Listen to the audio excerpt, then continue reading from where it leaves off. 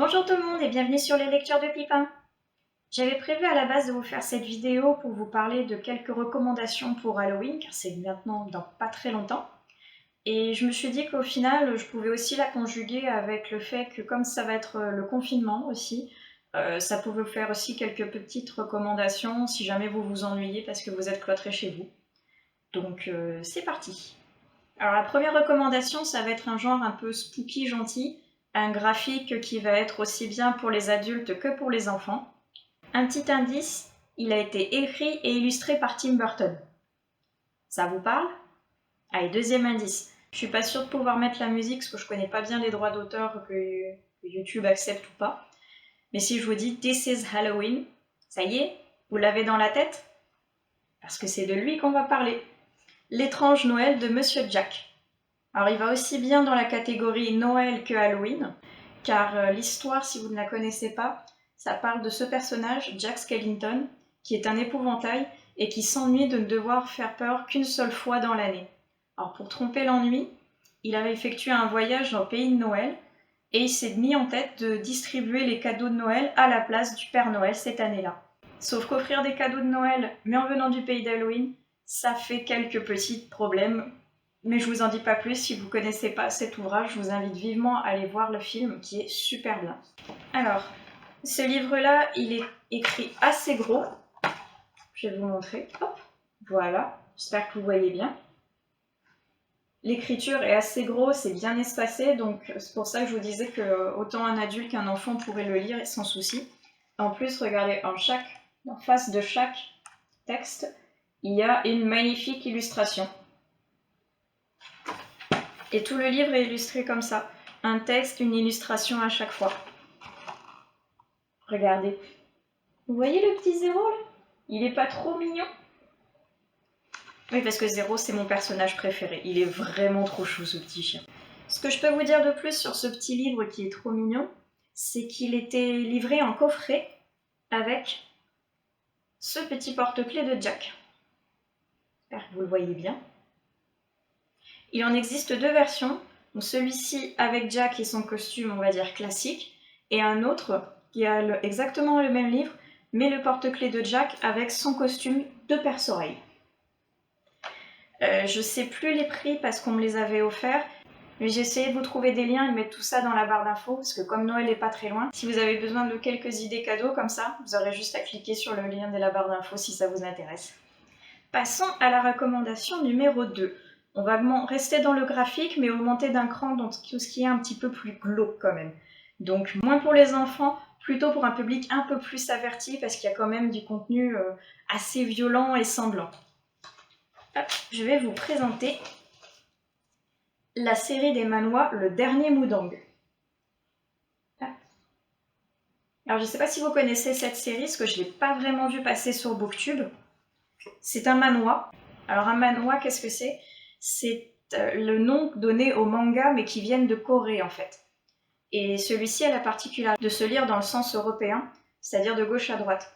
Donc si vous êtes un peu embêté ou mal à l'aise avec le concept de lire de droite à gauche les mangas, là vous ne serez pas du tout dépaysé parce que ça se lit comme un roman ou une BD classique en fait. Dans ce manhwa, on est en 1895 et on va suivre Mok, qui est un jeune garçon qui doit aider son père en se rendant à la capitale. Mok est un moudang, c'est-à-dire qu'il a la capacité de voir les fantômes ainsi que les esprits protecteurs de sa famille. Et il doit garder un équilibre entre le monde des revenants et des hommes pour qu'il n'y ait pas de revenants errants qui viennent déséquilibrer le yin et le yang qu'il y a sur Terre. Donc c'est un petit manhwa que je trouve très sympa, avec des très jolis designs, notamment elle, qui est l'esprit du bélier, que je trouve trop chou. Et je vais vous montrer l'esprit du tigre que je trouve ultra badass. Je vais vous montrer quelques exemples. Vous voyez, c'est un design qui est quand même assez riche, assez chargé, mais qui peut ne pas plaire à tout le monde, parce que je vais vous montrer un exemple là, de ce que vous pouvez retrouver de point de vue macabre en fait. C'est pour ça que je le mets pas dans les recommandations pour les plus jeunes. Si vous aimez pas les trucs trop sanglants, que vous voulez pas trop voir ce genre de choses, passez complètement cette séquence et avancez à moins de 10 secondes et allez à la prochaine. Parce que vous voyez, vous allez avoir ce genre de scène ultra descriptive assez souvent dans le livre en fait. Et il y a aussi pas mal de fantômes d'enfants, donc si ça vous dérange, il vaut peut-être mieux pas trop lire ce style. Sinon, c'est un manhwa que j'ai beaucoup apprécié déjà par le design, que je trouve très beau et qui change. Et aussi parce qu'on en apprend énormément sur la culture et le folklore coréen, surtout à cette époque en fait, avec toutes les avancées technologiques que le jeune Mok ne connaît pas car il vient de la campagne. Et ce que j'ai beaucoup aimé là-dessus aussi, c'est qu'on voit l'aspect du point de vue des esprits. C'est-à-dire que pour faire ces avancées technologiques, notamment le train, les hommes vont s'approprier la nature et la détruire pour faire notamment des rails. Ils vont s'approprier la nature et faire ce qu'ils ont envie de faire sans se soucier de déforester ou de problèmes écologiques à l'époque en fait. Et le problème, c'est que les esprits sont très rattachés à la nature. Donc vous allez voir cette ambiguïté qu'il y a entre l'homme qui refuse maintenant de croire dans les anciens esprits et les esprits qui ne veulent pas être oubliés et qui refusent que les humains s'en prennent à la nature. Donc il y a une petite guerre entre les deux clans qui est assez intéressante, surtout dans le contexte actuel avec le retour à l'écologie et cet engouement pour tout ce qui est nature en fait. Donc c'est un petit manhwa que je recommande, que j'ai trouvé vraiment super bien. Le seul souci, c'est qu'en Corée, il y a 9 tomes qui sont sortis et que malheureusement en France, nous n'en avons que 6. Je crois que pour les pays anglo-saxons, ils ont réussi à en avoir 7, mais nous, faute de vente, les publications et traductions ont été complètement arrêtées et on n'aura jamais la fin. Donc si vous voulez lire les 6 premiers tomes, vous les aurez en français. Le 7e, vous pouvez légalement l'avoir en version anglaise. En revanche, les 2 autres, si on veut connaître la fin, il faut se remettre au coréen, quoi. Donc c'est assez frustrant de ne pas pouvoir connaître la fin si on ne lit pas la langue, j'avoue. C'est le seul bémol que je pourrais reprocher à cette série, c'est de ne pas connaître la fin, malheureusement. Alors, la recommandation suivante, on va quitter le monde des graphiques pour passer plus dans les romans. Et on va commencer tout doucement avec la saga Mercedes Thompson de Patricia Briggs, publiée aux éditions Milady.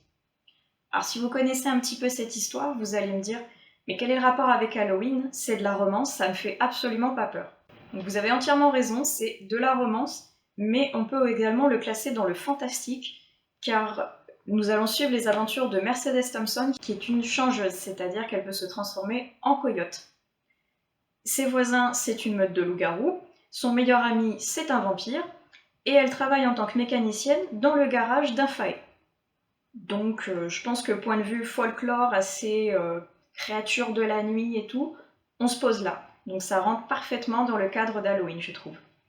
Alors certes, il ne fait pas très peur, même si vous avez des combats qui peuvent être parfois sanglants, vous pouvez avoir des meurtres aussi, vous pouvez avoir des enlèvements, des passages qui sont assez sombres que je ne peux pas vous les révéler sinon ça va vous spoiler. Mais de par justement tout ce folklore très riche que vous retrouvez dans tous les tomes, je pense que c'est une bonne lecture pour Halloween, et sinon ce serait une bonne lecture pour le confinement parce que vous avez quand même 11 tomes de la série qui sont sortis, plus un qui est à part, plus un hors série, donc ça vous fait quand même 12 livres à lire pendant le confinement si jamais vous vous ennuyez. Je crois que de mémoire qu'il y a 12 tomes qui sont sortis en version originale, et le 12e devrait arriver début 2021 chez nous si je me trompe pas. Donc cette série, je l'adore. Elle n'est pas uniquement basée sur la romance, elle est plus sur l'action, le côté fantastique, et après au second plan arrive la romance.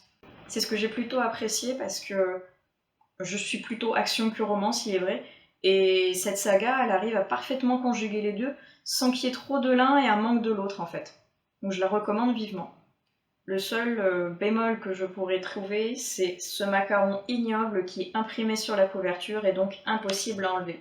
Ça vient gâcher la superbe illustration et c'est super moche quoi. C'est très dommage. On va passer maintenant à un autre roman, un peu plus sombre et qui va rentrer un peu plus dans le cadre d'Halloween. Je vais vous présenter Asylum de Emily Houghton, publié aux éditions Hugo Roman. Alors moi j'ai la version e-book, mais je pense qu'il est plus agréable de le lire en version papier parce qu'on retrouve quelques petites gravures et des petits dessins au fil des pages qui sont en rapport avec l'Asie dans lequel le personnage principal se trouve. Et je pense que ça aurait été plus sympa de les voir en vrai plutôt que retranscrit. En plus, moi, elle est en noir et blanc, donc je pense que ça aurait été plus sympa de les voir en vrai. Dans Asylum, on va avoir deux temporalités. On va se retrouver d'abord à suivre Emily, une jeune femme qui a essayé de se suicider et qui, en se loupant dans sa tentative de suicide, va se retrouver enfermée dans un hôpital psychiatrique où elle va être constamment surveillée pour ne plus faire de nouvelles tentatives de suicide en fait. Emily va trouver un carnet d'une jeune fille qui date de l'époque victorienne où elle va raconter ce qui se passe dans l'asile psychiatrique dans lequel elle est enfermée. C'est la deuxième temporalité qu'on va trouver dans ce livre, parce qu'on va passer du point de vue de la seconde jeune fille qui s'appelle elle aussi Emily et qui va raconter son calvaire pendant l'époque victorienne en fait. On va suivre son quotidien dans cet asile pour jeunes filles rebelles, car à cette époque, les femmes n'ont pas du tout la parole. C'est un monde qui est une fois de plus gouverné par les hommes, et les femmes doivent uniquement se taire et laisser les hommes diriger. Dans cette époque, c'est très facile de se débarrasser d'une femme. Il suffit qu'elle soit trop belle, trop intelligente, ou qu'elle fasse de l'ombre à un quelconque membre masculin de la famille pour qu'on cherche à s'en débarrasser. Et pour ça, rien de plus simple, il suffit de la catégoriser comme folle et de l'enfermer dans ce fameux asile où elle va passer le restant de ses jours et plus du tout inquiéter la personne qui avait des soucis avec elle en fait. La partie de l'époque victorienne est celle qui m'a le plus intéressée parce que le récit nous plonge vraiment en fait dans cet asile avec cette ambiance particulière. On a ces filles qui sont là, qui sont soi-disant folles, mais qui ont toute leur tête et qui commencent à sombrer peu à peu dans la folie parce qu'on les prive de tous leurs droits, on les empêche de dormir, on les affame, elles subissent tous les sévices qui passent par la tête des médecins actuels. Ils vont tester plein d'avancées scientifiques sur eux avec des lobotomies, plonger dans des bains glacés, ou tous ces sévices qu'à l'époque ils pensaient que ça pouvait aider les malades. On va les retrouver infligés à ces jeunes femmes en fait. Petit avertissement, si vous avez du mal avec les sévices, notamment faits aux femmes, faites attention parce que dans ce livre, on les retrouve absolument tous. Désolée, ma caméra a coupé, la mémoire était pleine, j'avais pas fait gaffe. Donc avant que ça coupe, je disais, je trouvais qu'il y avait des similitudes en fait entre Asylum et avec Alice au Pays des Merveilles. Un petit peu celui de Lewis Carroll, c'est vrai, avec ce monde un petit peu fou, il y a ces souris qui parlent, mais c'est plutôt avec le Alice Madness Returns que je trouve qu'il y a le plus de similitudes. Si vous ne connaissez pas, je suis allée chercher le jeu exprès. C'est celui-ci. C'est un jeu vidéo qui est sorti il y a un petit bout de temps maintenant déjà, qui reprend l'histoire d'Alice au Pays des Merveilles, mais en le tournant de manière beaucoup plus glauque et très axée sur la folie en fait. Pour vous briefer vite fait, en fait, Alice a perdu ses parents et sa sœur dans l'incendie qui a ravagé le manoir familial, et on va suivre la décadence d'Alice dans la folie, et cette folie va engendrer la chute en fait du Pays des Merveilles. Et pour se remémorer en fait ce qui s'est vraiment passé cette nuit-là, Alice doit réussir à soigner sa mémoire pour réussir à réparer la folie qui est en train de ravager le monde des merveilles en fait.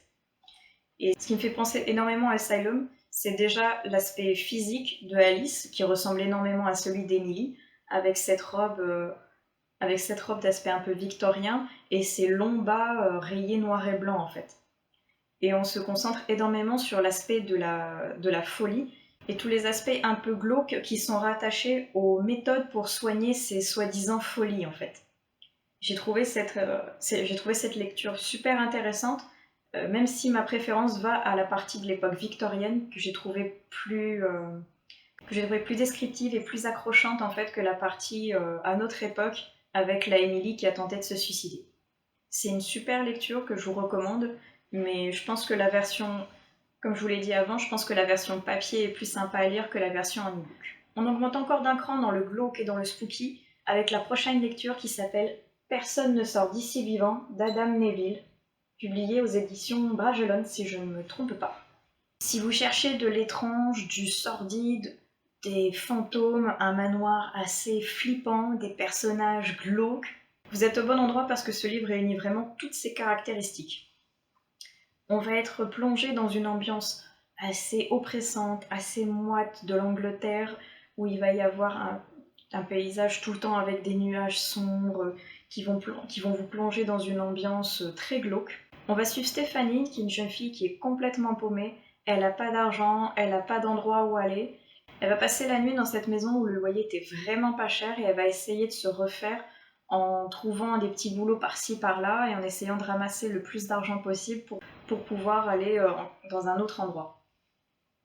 Mais cette maison n'est pas tout à fait celle auquel elle s'attendait. Elle va entendre des pleurs, elle va voir des ombres étranges, elle va voir des femmes passer et disparaître, elle va entendre des voix, elle va avoir des espèces de sensations de frissons, se sentir observée. C'est une maison qui est très étrange et elle va trouver aucune réponse et personne pour pouvoir l'aider et en savoir plus sur ce qui se passe en fait dans cette maison. Personnellement, je n'ai pas vraiment accroché à ce livre. C'est pas que la plume m'a dérangée, c'est plutôt bien écrit, mais c'est le rythme en fait que j'ai trouvé malheureusement trop lent pour être captivée et réussir à avoir peur ou ne serait-ce que frissonner avec l'héroïne en fait.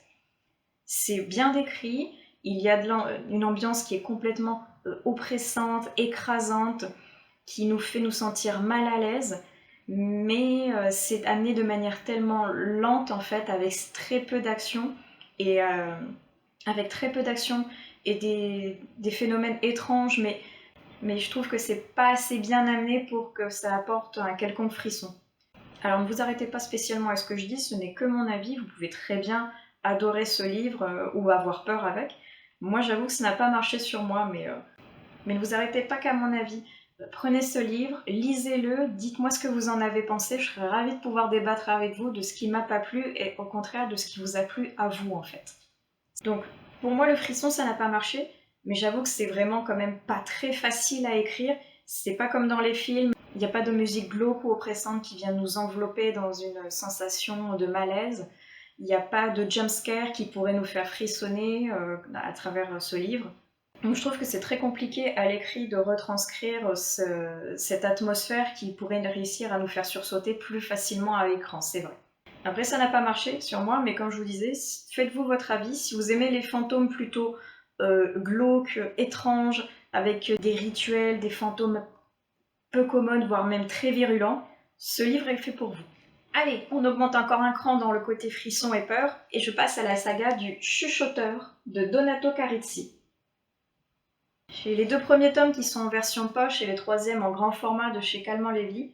J'ai également le tome 4 en version poche que je n'ai pas ici, je l'ai prêté à ma mère pour qu'elle le lise. Tout simplement parce que les 2 premiers, c'est moi qui me les suis achetés, et le 3e, on me l'a offert. Et comme on ne savait pas que je les avais en version poche, on me l'a offert en grand format. Il est super bien aussi. Donc ça jure un petit peu, mais c'est un cadeau, donc je l'aime quand même. Alors, cette saga et cet auteur, je les aime, mais d'amour. Donato Carricci est un écrivain qui est fabuleux, avec une plume qui est acérée, descriptive, glauque en même temps, et qui arrive à nous faire frissonner ou nous sentir mal à l'aise rien qu'en lisant quelques pages. Pour vous donner un aperçu, rien qu'avec les 3 premières lignes du résumé, on est déjà dans l'ambiance glauque. Pour vous faire une idée, ça donne 5 petites filles ont disparu.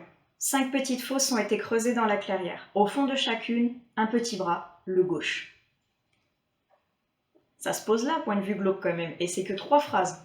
On va suivre dans le chuchoteur une enquêtrice qui s'appelle Mila Vasquez, qui travaille au service des disparus qui s'appelle dans ce livre Les Limbes. Et là, on va rentrer dans un thriller psychologique, mais qui va vous retourner le cerveau.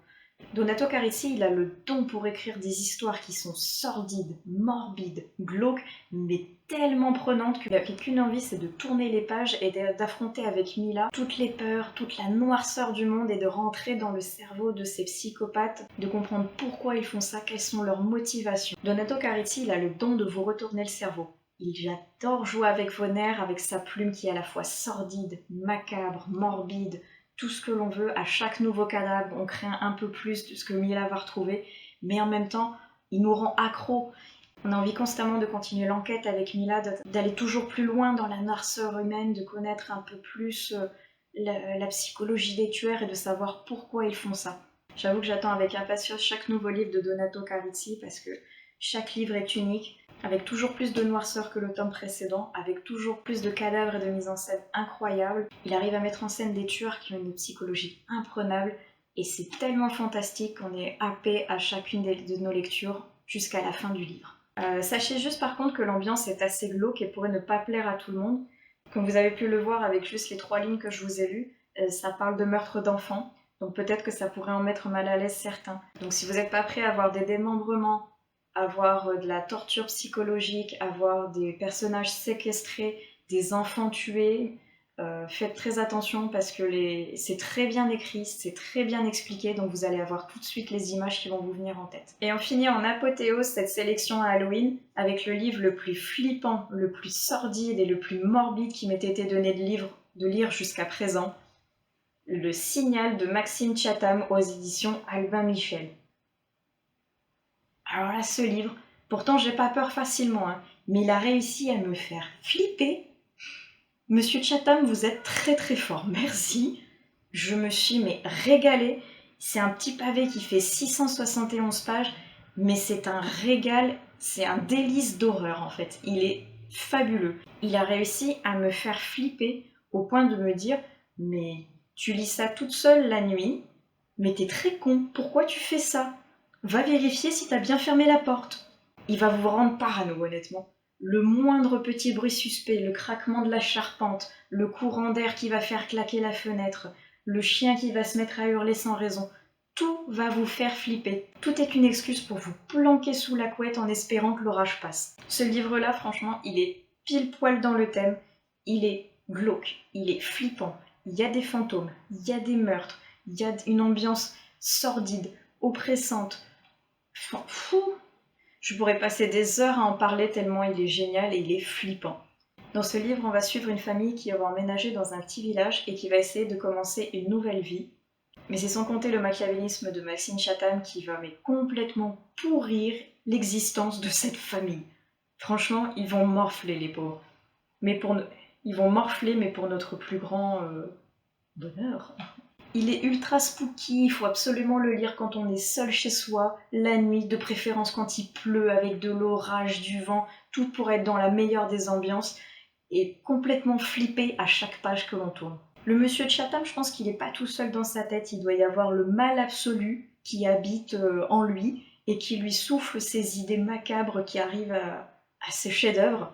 Et on peut dire merci à monsieur de Chatham et au mal qui l'habite parce que franchement, ce livre, c'est le plus flippant qui m'ait été donné de lire, mais je l'ai tellement adoré. Il est fabuleux. Donc on peut dire aussi merci à sa femme, parce que comme il le dit dans les remerciements, parce que oui, je lis les remerciements aussi, tout ce qui arrive de mal à cette famille, ça vient de lui, mais tout ce qui arrive de bien, ça vient de sa femme, parce qu'elle trouve qu'il les faisait vraiment beaucoup trop morfler. Donc merci à Faustine d'avoir sauvé quelque part un peu cette famille, parce que c'est vrai qu'il les a bien chargés quand même, monsieur Chatham. Donc franchement, ce livre, fabuleux, parfait pour Halloween, parfait pour frissonner. Et en plus, le dernier livre de Maxime Chatham, L'Illusion, vient de sortir, donc c'est encore plus une occasion pour frissonner en découvrant un nouveau livre. Et je vais m'arrêter là pour les recommandations, j'aurais pu vous en faire encore plein, vous parler de Stephen King, j'aurais pu vous parler d'autres livres d'horreur que j'adore, j'aurais pu vous parler d'adaptations qui ont été faites au cinéma comme Shutter Island, qui est un film magnifique. J'aurais pu également vous parler de ce livre que je viens tout juste de recevoir par la poste, qui me paraît très approprié pour Halloween, mais qui sera le sujet d'une prochaine chronique parce que je ne l'ai pas encore ouvert, je ne sais pas du tout... parce que je ne l'ai pas encore ouvert, si je commence à feuilleter avec vous, je vais pas finir. Mais qui sera l'objet d'une prochaine chronique parce que je ne sais pas encore ce qu'il vaut, mais il m'intrigue énormément. Donc c'est tout pour moi. Ça vous fait pas mal de petites idées pour pouvoir lire et pour pouvoir vous faire frissonner à Halloween ou au moins vous occuper pendant le confinement. N'hésitez pas à lâcher un petit like ou un commentaire, je serai ravie de vous lire et de pouvoir vous répondre et discuter avec vous. Vous pouvez me suivre également sur Instagram, je vous mettrai le lien dans la barre d'infos. Merci d'avoir visionné cette vidéo et à la prochaine sur la lecture de Pipin. Ciao!